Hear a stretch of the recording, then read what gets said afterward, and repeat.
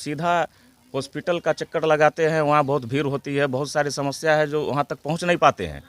Hospital सबके घर तक पहुँचे। वार्ड में रहने से ये है जो वो तुरंत अपना, मैं ये जनता को आश्वस्त करना चाहता हूँ, जो अगर मैं डिप्टी मेयर पद पे आ जाता हूँ तो टैक्स समस्या से छूट दिलाने की पूरी कोशिश से कम एक प्राथमिक स्वास्थ्य व्यवस्था नगर निगम की तरफ से हो। सरकार की तरफ से जो है प्रखंड वाइज वो है, लेकिन हमारे वार्ड के जितने वार्ड है उतने वार्ड में होनी चाहिए। इससे ये समझना चाहते हैं, इससे आम ग्रामीणों को क्या फ़ायदा होगा ये बताएं। आम ग्रामीणों को ये फ़ायदा होगा जो सीधा हॉस्पिटल का चक्कर लगाते हैं, वहाँ बहुत भीड़ होती है, बहुत सारी समस्या है जो वहाँ तक पहुँच नहीं पाते हैं। हॉस्पिटल सबके घर तक पहुँचे। वार्ड में रहने से ये है जो वो तुरंत। उप मुख्य पार्षद के उम्मीदवार हैं नवल किशोर पासवान जी।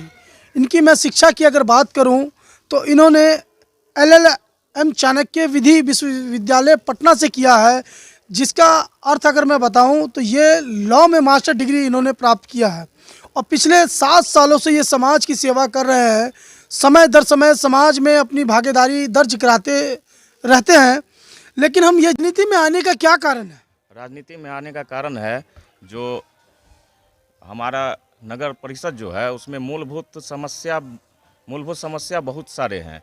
जैसे गली में नाली का, सड़क का, ये जल जमाव समस्तीपुर की बहुत बड़ी समस्या है। और अभी ये अपग्रेड हो गया है नगर निगम में, तो नगर निगम में बहुत सारे क्षेत्र आ गए हैं। बहुत सारे क्षेत्र जो आ गए हैं तो उनमें भी मूलभूत जो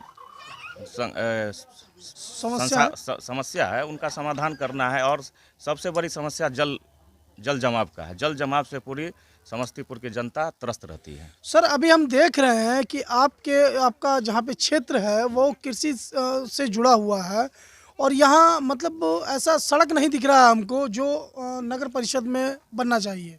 जी, इसीलिए तो बहुत दुख की बात है जो हम लोग नगर परिषद में बहुत सालों से हैं, लगभग जन्म ही नगर परिषद में हुआ है और अभी तक गली में सड़क नहीं बना है। सड़क नहीं बना तो नाली तो दूर की बात है। जब बारिश होती है तो हम लोग पैदल में गिर जाते हैं।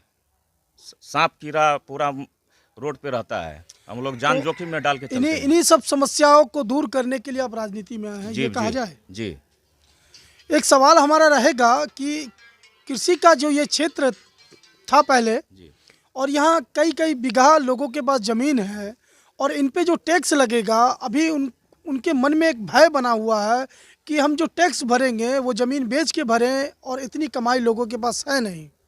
तो कैसे इसको आप कंट्रोल कीजिएगा? जब तक कि नगर निगम का पूरी मूलभूत सुविधाएं लोगों तक नहीं पहुंचेगी तब तक कोशिश करेंगे जो वो लोग टैक्स से छूट प्राप्त हो उन लोगों को। और जिनका घर बना हुआ है उनको मिनिमम चार्ज अभी किया जाए जब तक कि पूरी मूलभूत सुविधाएं उनके घर तक नहीं पहुंचे। ये मेरी पूरी कोशिश रहेगी। मैं ये जनता को आश्वस्त करना चाहता हूं, जो अगर मैं डिप्टी मेयर पद पे आ जाता हूं तो टैक्स समस्या से छूट दिलाने की पूरी कोशिश करूंगा। एक सवाल और बनता है कि आज नेता जो होते हैं उस पर से जनता का कहें या लोगों का कहें विश्वास कम नज़र आ रहा है। क्या कारण लगता है आपको? जनता से झूठी वादे करके चले जाते हैं, वो लोग नहीं पूरा कर पाए, इसलिए जनता पे भरोसा कम है। लेकिन मैं विश्वास दिलाता हूं जनता को जो एक मौका दे। मैं पहले से ही समाज सेवा में हूं और पेशे से वकालत पेशा में हूं, तो ऐसे भी मैं समाज सेवा करता आ रहा हूं। मैं लोगों को आश्वस्त करना चाहता हूं जो लोग मुझ पे विश्वास करें, एक मौका दें, और नहीं तो अगली बार मुझे लोग हटा दे। मतलब ये कहना चाहते हैं कि लोग आप पे भरोसा करें, आपके बातों को यकीन करें और आप एक मौका उनसे चाह रहे हैं जो तमाम विकास के जो रफ्तार है इस नगर परिषद और नगर निगम जो बना है अभी, इसमें जो अधूरा रह गया इसको पूरा करना चाहते हैं। जी जी जी, जो भी मूलभूत समस्याएं हैं उनको मैं समाधान करने की पूरी कोशिश करूंगा। सर, दूसरा सवाल हमारा ये रहेगा कि जो भी जनप्रतिनिधि आज तक चुनाव जीत के गए वो कहीं ना कहीं लोगों की जो समस्याएं हुआ करती है, चाहे वो घर बनाने का मामला हो या फिर क्या नाम है आपको राशन कार्ड का मामला हो, राशन से जुड़ा हो, या सड़क का जुड़ा मामला हो, या नाला का जुड़ा हो मामला, ये क्यों नहीं पूरा कर पाते हैं? ये इसलिए नहीं पूरा कर पाते हैं क्योंकि वार्ड समिति का जो समिति का बैठक होना चाहिए प्रॉपर वे में होता नहीं है। ये सारा कागजी कार्रवाई में ही ये नेता और ये अफसर लोग की मिली भगत से वो कागज़ में ही रह जाता है। इसलिए जो गरीब जनता तक कल्याण योजना पहुंचनी चाहिए वो नहीं पहुंच पाते और कागज़ में ही सीमित रह जाते हैं। मतलब ये कहा जाए कि भ्रष्टाचार जो एक दीमक है, वो कहीं ना कहीं गरीब के ऊपर ही जाके वो खोखला करने का काम करता है। जी जी जी बिल्कुल। जब तक कि उनको मूलभूत सुविधाएं नहीं मिलेगी तब तक वो ऑफिस का चक्कर लगाते रहते हैं और वार्ड समिति का जो बैठक नहीं हो पाता है तो बैठक में ही ना निर्णय लिया जाएगा जो हमारे वार्ड में ये समस्या है वो समस्या है। तो जब बैठक ही नहीं होता है तो समस्या का निदान कैसे होगा? तो इससे आप निपटने के लिए ये सब पैंतरा आजमाइएगा। जी बिल्कुल। जो समय समय पर जो भी बैठक निर्धारित होगी मैं पूरा बैठक करवाने की कोशिश करूंगा। और स्वास्थ्य व्यवस्था भी बहुत ढंग का नहीं है तो चाहेंगे जो जितना वार्ड बना है वार्ड में कम से कम एक प्राथमिक स्वास्थ्य व्यवस्था नगर निगम की तरफ से हो। सरकार की तरफ से जो है प्रखंड वाइज वो है, लेकिन हमारे वार्ड के जितने वार्ड है उतने वार्ड में होनी चाहिए।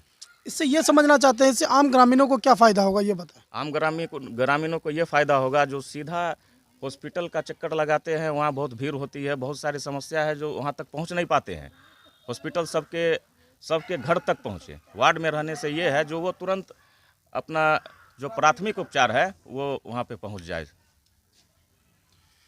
ये थे नवल किशोर पासवान जी, जिनकी आंखों में कई बड़े सपने हैं। अब ये देखना है कि 28 तारीख को जो वोटिंग होने हैं, यहाँ उप मेयर का जो ताज है जनता किसके सिर पे देती है।